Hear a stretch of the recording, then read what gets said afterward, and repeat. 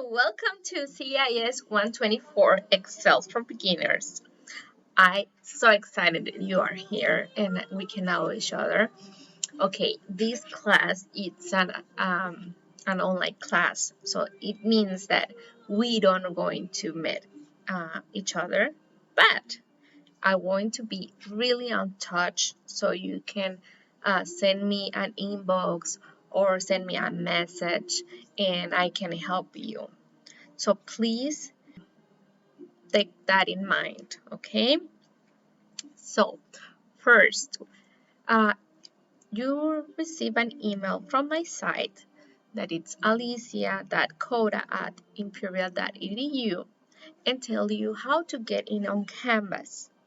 When you get in and you click on this on the course, you're going to see something similar like this. This is our home page. So if you don't know how to start, just go to start here. I recommend you that in the first week you read the syllabus. So to get access on it, you just click right here. If you have any issues, you can contact myself here and contact me. And if you have a tech issue, just click here, tech support. So welcome and see you next video. Bye.